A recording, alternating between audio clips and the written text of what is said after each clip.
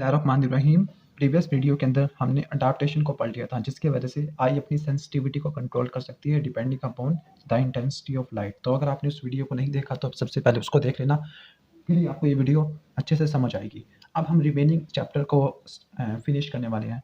तो जो बाकी जो चैप्टर था उसको हम कवर करेंगे पॉकेट गाइडेंस से। मैंने आपको पहले ही बताया था कि जो मेन कंसेप्ट मिलता है वो गाइडेंस से, और जबकि पॉकेट गाइडेंस आप यूज़ करते हो रिवीजन के लिए, तो हम पॉकेट गाइडेंस यूज़ करेंगे इस चैप्टर को रिवाइज करने के लिए। तो यहाँ पर लिखा हुआ है न्यूरल फंक्शन ऑफ रेटिना।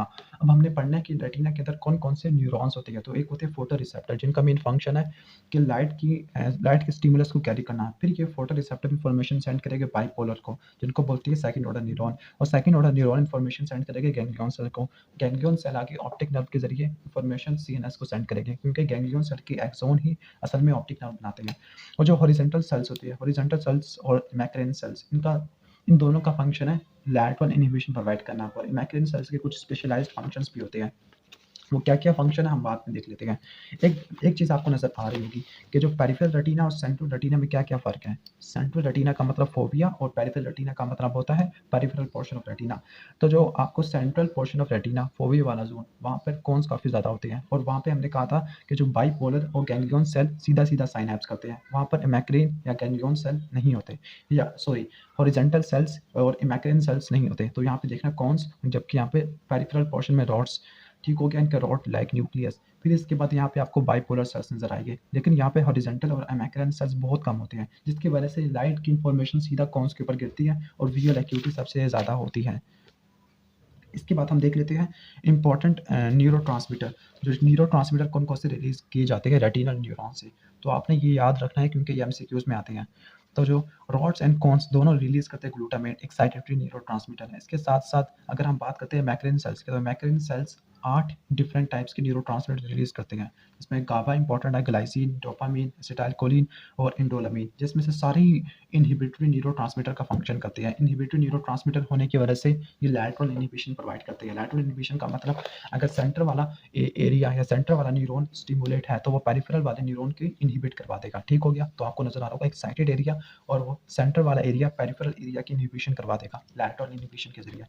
अब हम देख लेते हैं transmission of signals occurs by electrotonic conduction. तो आपने जिस तरह आपने डेंड्राइट्स के अंदर पढ़ा था, डेंड्राइट्स के अंदर भी इलेक्ट्रोटॉनिक कंडक्शन होती है, तो यहाँ पे भी इलेक्ट्रोटॉनिक कंडक्शन। इलेक्ट्रोटॉनिक कंडक्शन का मतलब होता है कि इलेक्ट्रिक करंट सीधा फ्लो कर रहा है। मिसाल के तौर पर थोड़ी लाइट गिरी तो 5 मिली वोल्ट का करंट जाएगा, 5 मिली एम्पियर का या 5 मिली वोल्टेज का पोटेंशियल डिफरेंस, आप जो मर्जी कह लें। और अगर लाइट ज़्यादा गिरती है तो 10 का, और लाइट ज़्यादा गिरती है तो 15। इन शॉर्ट में ये कहना चाह रहा हूँ कि रिएक्शन पोटेंशियल तो ये होता था कि अगर थ्रेशोल्ड को क्रॉस करते हैं तभी इन्फॉर्मेशन जाएगी, अगर नहीं करती तो फिर नहीं जाएगी। लेकिन ग्रेडेड इलेक्ट्रोटॉनिक कंडक्शन में ये होता है कि जितनी ज़्यादा इंटेंसिटी होगी उतनी ही ज़्यादा इन्फॉर्मेशन सेंड की जाएगी। इन शॉर्ट ये ग्रेडेड कंडक्शन होती है। ग्रेडेड कंडक्शन का मतलब ग्रेड के हिसाब से, अगर कम लाइट गिरी है तो कम करंट ट्रांसफ़र होगा, अगर ज़्यादा लाइट ट्रांसमिट हुई है तो फिर ज़्यादा करंट ट्रांसफ़र होगा, तो उसको बोलती है इलेक्ट्रोटॉनिक कंडक्शन। ठीक हो गया, तो इलेक्ट्रोटॉनिक कंडक्शन इसी के ज़रिए रेटिनल न्यूरॉन्स आपस में कम्युनिकेट करते हैं। लेकिन जो गैंग्लियन सेल्स हैं उनके एक्सोन्स ऑप्टिक नर्व, और ऑप्टिक नर्व के अंदर एक्शन पोटेंशियल देखने को मिलता है।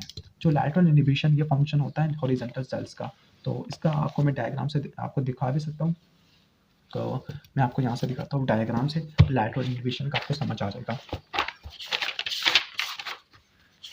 तो आप इस डायग्राम में देखिएगा कि लाइट अगर इस वाले एरिया पे गिरी है तो इस वाले की स्टिमुलेशन हुई है, इस वाले रेटिनल न्यूरॉन्स की या ऑप्टिक नर्व की, उसने हॉरिजॉन्टल सेल को एक्टिवेट किया है, और इस हॉरिजॉन्टल सेल्स ने अपने जो पेरिफेरी वाले पोर्शन वाले पड़े हुए थे, जो ठीक हो गया पेरिफेरल वाले पोर्शन वाले बाइपोलर सेल्स थे, उनको उसने इनहिबिट करवा दिया। ठीक हो गया, तो इस तरह से आपको इनहिबिशन देखने को मिलती है। मैं दोबारा से बता देता हूँ, लाइट गिरी फोटो रिसेप्टर के पास, photo receptor rods and cones ने आगे स्टिमुलेट किया हॉरिजॉन्टल सेल्स को, हॉरिजॉन्टल सेल्स ने अपने पेरिफेरी पर पड़े हुए एडजेसेंट बाइपोलर सेल्स को इनहिबिट कर दिया, जिसकी वजह से ये वाला बाइपोलर सेल्स आगे इन्फॉर्मेशन सेंड करेगा और बाकी वाले बाइपोलर सेल्स इन्फॉर्मेशन सेंड नहीं करेंगे। मैक्रिन सेल का क्या क्या फंक्शन है। मैक्रिन सेल्स एक तो लैटरल इनहिबिशन प्रोवाइड करते हैं। पहली बात कि मैक्रिन सेल्स, तो पहली बात ये कि ये कंडक्टिंग पाथवे बनाते हैं, जैसे रॉड्स की इन्फॉर्मेशन बाइपोलर के पास की, बाइपोलर की मैक्रिन के पास, मैक्रिन की गैंग्लियन सेल के पास गई। तो पहला फंक्शन होगा डायरेक्ट कंडक्शन। दूसरा उनका फंक्शन होगा कि ये कुछ ऐसे मैक्रिन सेल्स होते हैं, जब विजुअल सिग्नल स्टार्ट होता है तो वो उसको सेंस करते हैं स्ट्रांगली।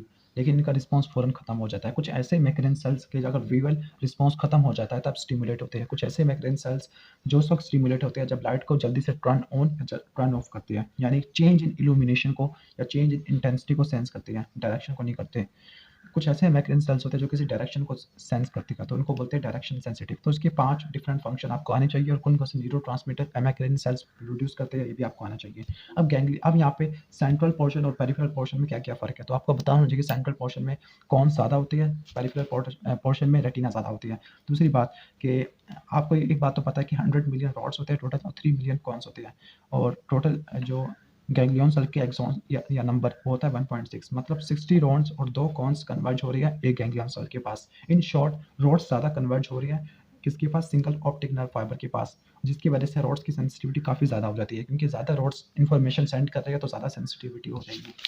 इसके बाद हम गैंग्लियन सेल्स की टाइप्स को देख लेते हैं। तो गैंग्लियन सेल की टाइप्स को हम यहाँ पे देख लेते हैं कि गैंग्लियन सेल्स को हम 2 तरीकों के ज़रिए डिवाइड कर सकते हैं। एक है पी, एम और डब्ल्यू क्लासिफिकेशन, डब्ल्यू को हटा देती है। दूसरा है डब्ल्यू एक्स वाई। पी का मतलब पैर्वो और एम का मतलब मैग्नो। मैग्नो का मतलब बड़ा, पैर्वो का मतलब छोटा। तो इनका सेल बॉडी का और एक्सॉन का साइज पैर्वो का मीडियम या स्मॉल होगा, मैग्नो का काफ़ी बड़ा होगा। डेंड्राइटिक ट्री रिस्ट्रिक्टेड होगा क्योंकि इनका सेल बॉडी छोटी है, जबकि इनका डेंड्राइटिक ट्री एक्सटेंसिव होगा। रिसेप्टिव फील्ड की बात करते हैं तो फिर रिसेप्टिव फील्ड स्मॉल है, मतलब किसी स्पेसिफिक लोकलाइज्ड पॉइंट के लिए होगी, जबकि एम सेल्स की मीडियम, मतलब ये काफ़ी ज़्यादा एरिया को कवर कर सकती है। ऑर्गेनाइजेशन के सेंटर सराउंड, इसको आप छोड़ दें। इसकी अडाप्टेशन टोनिक है, एक फेजिक है। टोनिक का मतलब रेट और फेजिक का मतलब होता है, ठीक हो गया। ये आपने रिसेप्टर वाले चैप्टर के अंदर भी पढ़ा था कि कुछ ऐसे रिसेप्टर्स होते हैं जो जल्दी से अडाप्ट कर जाते हैं और कुछ ऐसे होते हैं जो स्लो अडाप्टेशन वाले होते हैं। आगे हम लीनियरिटी के किसी लीनियर डायरेक्शन को सेंस करते हैं, नॉन लीनियर को। ये वेवलेंथ सेंसिटिव होते हैं, मतलब जो पैरासेल्युलर न्यूरॉन कलर को ट्रांसमिट करते हैं लेकिन एम वाले कलर को सेंसिटिव नहीं करते। लुमिनेंस का मतलब लाइट की इंटेंसिटी का, तो लाइट की इंटेंसिटी को कि ये अंधेरा है या फिर रोशनी है तो वो करते हैं एम सेल्स। दूसरी क्लासिफिकेशन है डब्ल्यू एक्स वाई। तो जो डब्ल्यू एक्स वाई सबसे ज़्यादा होते हैं एक्स वाले, डायमीटर सबसे ज़्यादा होता है वाई का, एक्शन पोटेंशियल वेलोसिटी सबसे ज़्यादा स्पीड ऑफ कंडक्शन वाई की होती है। डेंड्राइटिक फील्ड यानी इनकी फील्ड ऑफ विजन क्या है, ब्रॉड है, जबकि इन सब की छोटी है। इनपुट डब्ल्यू वाले देते हैं रॉड्स के फोटो रिसेप्टर से, यही इनपुट समझाएगी कि इनका फंक्शन क्या है, जबकि एक्स वाले इन्फॉर्मेशन लेते हैं एक कौन से, और जबकि वाई वाले लेते हैं बहुत सारे फोटो रिसेप्टर से। जो रॉड से इन्फॉर्मेशन ले रहे हैं तो फिर ये क्रूड रॉड विजन के लिए इस्तेमाल होगी। उसके साथ साथ डायरेक्शनल मूवमेंट के किस डायरेक्शन के अंदर इमेज या ऑब्जेक्ट मूव कर रहा है। दूसरा जो एक्स वाले होते हैं इनका मतलब है इनका फंक्शन होता है फाइंड डिस्क्रीट डिटेल्स। मिसाल के तौर पर इस बॉल पॉइंट की शेप क्या है, इस बॉल पॉइंट के एंगल क्या है, इस बॉल पॉइंट की लेंथ क्या है, तो इसकी फाइंड डिस्क्रीट डिटेल्स होती है वो करना। जबकि कॉन विजन यानी लाइट वाली, जैसे इसका कलर क्या है, इसका कलर ब्लैक है, पेज का कलर वाइट है, जबकि वाई वाले का फंक्शन होता है कि जो चेंजेस होते हैं रैपिड विजुअल चेंज, जैसे ये बाल पॉइंट यहाँ पे पड़ा हुआ तो अचानक इसको यहाँ पे कर दो, यहाँ पे कर दो, यहाँ पे कर दो, यहाँ पे, तो रैपिड विजुअल इमेजेस इसको सेंस करना ये होता है वाई वाले का। तो ये तो हो गया गैंग्लियन सेल्स का। तो आपने यही ज़्यादा इंपॉर्टेंट चीज़ें याद रखनी है, बाकी इस चैप्टर में काम की चीज़ें इतनी नहीं है। उसके बाद लास्ट वाला चैप्टर है सेंट्रल न्यूरोफिजियोलॉजी, बहुत इंपॉर्टेंट है तो आपने इसको नहीं छोड़ना। तो अगर वीडियो अच्छी लगी हो तो उसको लाइक करना और चैनल को प्लीज़ सब्सक्राइब कर लेना। Thanks for watching this video. अल्लाह हाफिज़।